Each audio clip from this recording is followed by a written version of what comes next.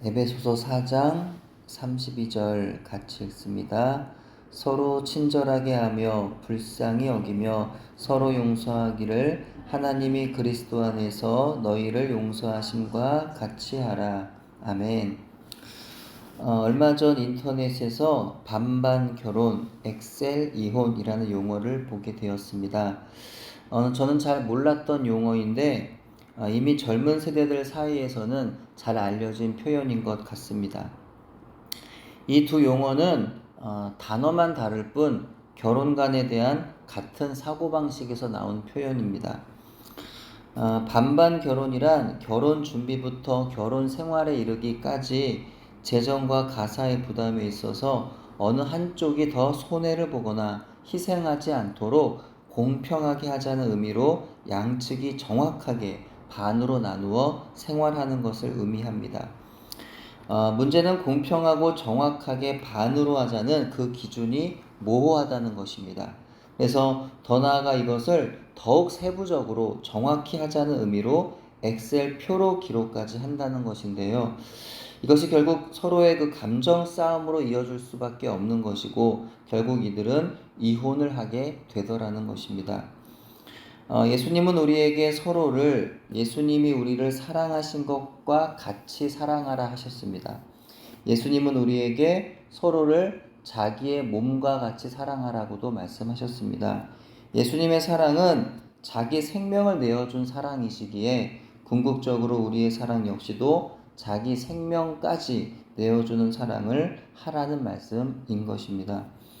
하지만 세상은 사랑이 식어졌습니다. 메말랐습니다. 사랑이 식어진 시대에는 사랑하는 사람이 이상한 사람 취급을 받습니다. 바보 취급을 받습니다. 마치 외눈박이 세상에서는 두 눈을 가진 사람이 비정상으로 여겨지는 것처럼 사랑이 메마른 세상에서는 예수님의 사랑을 행하려 하면 그 사람이 바로 비정상이 되어 버리는 겁니다. 대중문화가 갈수록 폭력적이고 자극적으로 변해갑니다. 그래서 그런지 잔잔한 사랑 이야기나 가족 드라마가 오히려 낯설게 느껴지고 비현실적인 이야기로 느껴질 때가 있습니다. 예전에는 정상적으로 누구나 무리 없이 자연스럽게 받아들여지던 사랑 이야기가 오늘날에는 오히려 현실감이 없게 느껴지고 마치 판타지처럼 느껴지더라는 겁니다. 과거에는 이 막장의 내용이 불편했다고 한다면 요즘은 막장이 좀 들어가야지 오히려 익숙하고 편안한 것도 같습니다. 오늘 본문 말씀에서도 서로 친절하게 하며 불쌍히 여기며 서로 용서하기를 하나님이 그리스도 안에서 너희를 용서하신 것 같이 하라라고 했으면 우리는 이제 이 말씀을 읽을 때 그대로 아멘 하면 되겠죠. 아멘 하고 말씀 그대로 순종하면 아주 간단합니다. 여기에 무슨 다른 의견이나 고쳐야 되는 문장이나 우리를 불편하게 해서 따르기 싫은 표현은 없는 겁니다. 근데 요즘같이 삶 자체가 팍팍하고 이 정서가 메마른 상태에서는 이와 같은 성경 말씀조차도 마음에서 잘 받아들여지지를 않는 그런 사람들이 있더라는 거예요. 이상한 반항심이 일어나거나 거부감이 듭니다.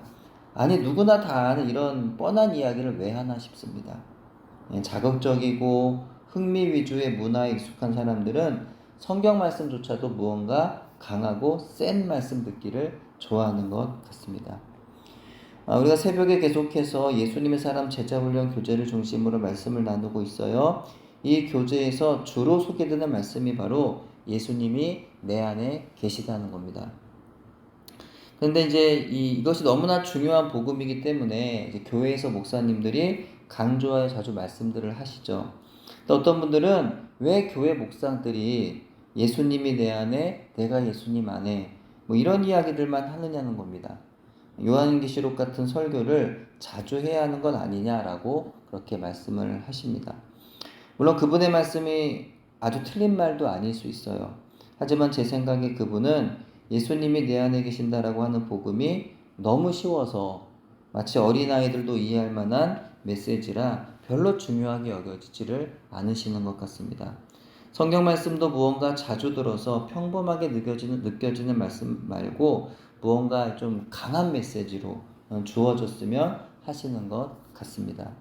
그러다 보니까 살면서 만나는 사람들과 관계에도 문제가 생겨요. 그래서 오늘 말씀 그대로 예수님의 사랑과 용서와 친절을 실천하는 사람을 만나게 되면 감동을 받고 도전을 받아서 나도 그렇게 살도록 변화가 돼야 되는데 괜히 그 사람을 좀 이렇게 빗딱한 시선으로 바라보는 경우가 있어요. 그 사랑을 받으면 있는 그대로 고마워하면 되는 것을 왠지 색안경을 끼고 보게 됩니다. 왠지 닭살도 오릅니다. 좀 가식적이라며 폄하하기도 하고 잘 사는 사람은 원래 다 저렇게 친절한 거라며 깎아내리기도 합니다. 심지어 나에게 잘하는 데는 다 이유가 있어 저러는 거라며 목소리를 높입니다. 이런 세상에서 예수님을 믿고 하나님의 자녀가 된 사람은요, 하나님의 사랑과 용서도 이런 식으로 받아들입니다. 분명 예수님을 믿게 되었음에도 불구하고 하나님의 완전한 용서라는 것이 믿어지질 않는 거예요. 예수님의 사랑은 나를 위하여 자기의 생명을 주신 사랑인데 그 사랑을 도저히 이해할 수 없습니다. 이 세상의 사고방식으로 머릿속이 가득한 사람은 예수님의 사랑이 있는 그대로 받아들여지지를 않는 겁니다. 예수 그리스도께서 십자가에서 우리의 모든 죄를 대신하여 피 흘려 죽으심으로 우리의 그 모든 죄는 다 용서함을 받았습니다. 때문에 우리는 하나님의 자녀가 된 것이죠. 때문에 우리는 예수 그리스도의 피를 믿기만 하면 결코 하나님으로부터 끊어질 수 없습니다. 우리가 비록 때때로 죄를 지어도 하나님께 나아가 회개하면 하나님이 언제나 완전히 용서하여 주시는 것입니다. 세상의 사고방식으로 가득하여서 이 복음이 믿어지지를 않아요. 내가 죄를 지었는데 왜 하나님이 용서해 주시는 거냐라는 겁니다. 내가 지은 죄는 내가 해결하면 되는 거 아니냐는 겁니다. 그렇게 해야 된다는 거죠. 그래서 어떻게 해서든지 내가 착한 일을 더 많이 해서라든지 뭐 고행을 해서라도 아니면 돈이라도 많이 바쳐서라도 그렇게 죄값을 내가 치르면 되는 게 아니냐라는 겁니다. 그렇게 내가 할 일은 하지 않고 그저 하나님 앞에 가기만 하면 용서를 받는다라고 하는 그 복음이 이렇게 용납이 안 되는 거예요. 나의 자존심이 허락이 안 될 뿐만이 아니라 도저히 이해할 수가 없는 겁니다. 게다가 죄를 반복할 때면 벼룩도 낯짝이 있지. 어떻게 또 회개할 수 있어? 라는 생각을 하게 됩니다. 하나님께서 용서해 주실 거라고 하는 사죄의 복음이 안 믿어지기 때문입니다. 어느 날 베드로가 예수님께 물었습니다. 형제를 몇 번이나 용서해야 하느냐라는 질문이에요. 7번 용서하면 됩니까? 라고 그가 묻습니다. 예수님 이렇게 대답을 하시죠. 7번뿐 아니라 7번을 70번까지라도 할 것이니라 라고 말씀하세요. 계산을 하면 형제를 용서하되 490번까지도 해라. 그러니까 정말 끝없이 하라는 그런 강조의 말씀이죠. 근데 세상에는 이런 용서가 없어요. 이런 용서를 찾아볼 수가 없으니까 이해할 수 없습니다. 하지만 예수님의 명령은 이와 같은 완벽한 용서, 무조건적인 용서, 끝까지 변함없는 용서를 하라는 것이고 이것은 곧 예수님께서는 그렇게 우리를 용서하시겠다는 약속이고 이는 또한 하나님 아버지의 우리를 향하신 용서인 것입니다. 요즘에 계속 용서에 대한 묵상과 말씀이 이어지는 것 같아요. 오늘도 또 이 말씀을 주십니다. 완벽한 용서, 무조건적인 용서, 끝까지 변함없는 용서, 세상에서는 찾아볼 수 없는 용서. 근데 이것이 주님의 명령이라고 한다면 우리는 이 용서를 실천해야 하지 않을까요? 저와 여러분이 바로 사랑이 메마른 세상에서 이 용서하는 사랑을 실천하여 세상에 이와 같은 예수님의 용서와 사랑이 있다는 것을 보여줘야 한다는 것을 그 깨달음을 오늘도 말씀을 통해서 주고 계십니다. 여러분 만약에 하나님께서 어떤 작은 죄들은 용서해 주시지만 어떤 큰 죄들은 용서해 주시지 않으신다고 한번 생각해 봅시다. 그럼 우리는 하나님 앞에서 다 용서함을 받을 수 있는 사람들인 걸까요? 만약에 하나님이 그런 하나님이시라면 우리 하나님께서 어느 정도의 작은 죄까지 용서해 주시는 분인지 고민하게 될 것입니다.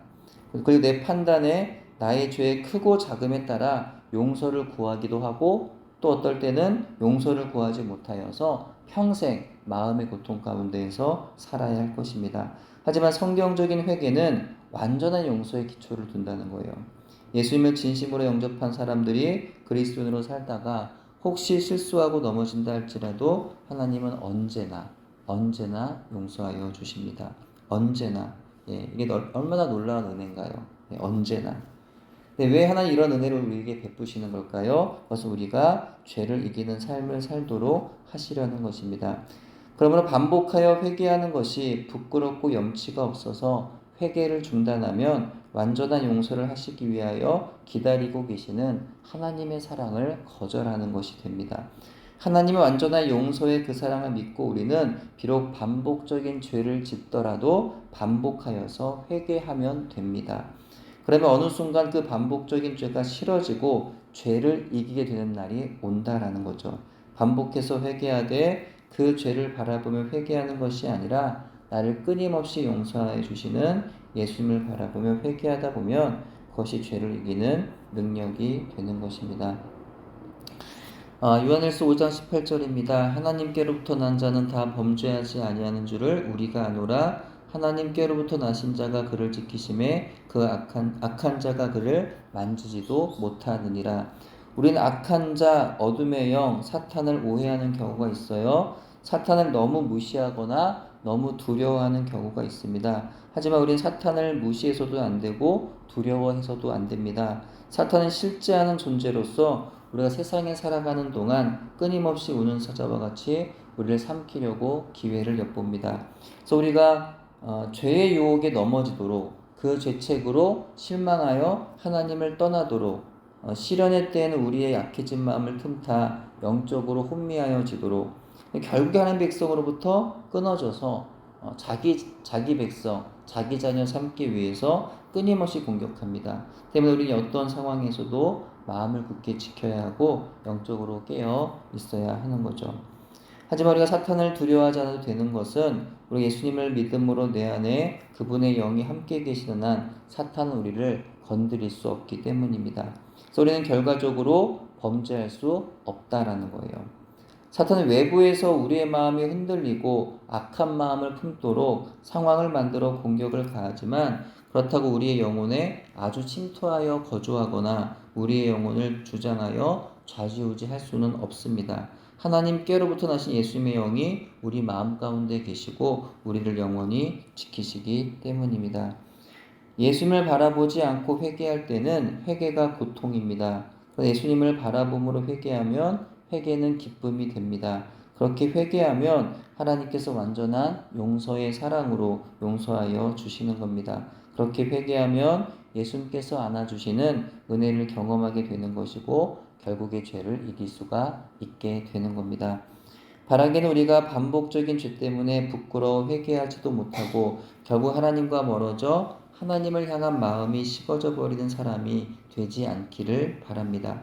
우리 예수님을 바라봄으로 죄를 이기는 능력을 경험하고 예수님을 바라보며 회개할 때 임하시는 하나님 아버지의 완전한 용서의 복음을 날마다 누리며 살아가기를 간절히 소원합니다. 기도합니다. 하나님 아버지의 완전하신 용서를 신뢰하는 우리 모두가 되기를 원합니다. 나의 죄의 크고 작음이 하나님의 용서를 결정하는 것이 아니라 하나님 아버지 나를 향하신 십자가 사랑이 이미 나의 모든 죄를 용서하시고도 남는다는 사실을 깨달아 알기를 원합니다. 완전하신 사랑, 끝없는 사랑, 풍성하신 사랑이 바로 하나님의 우리를 향하신 사랑이라는 사실을 믿기 원합니다. 세상의 기준으로 하나님의 사랑을 가늠하지 말고 하나님께서 우리를 위해 십자가에서 아들을 통하여 보여주신 그 사랑을 말씀 그대로 신뢰하는 우리 모두가 되게 하여 주옵소서. 그 사랑으로 날마다 죄를 이기고 또 형제를 용서하고 사랑하면서 그렇게 삶 가운데 승리할 수 있도록 인도하여 주옵소서. 예수님 이름으로 기도합니다. 아멘.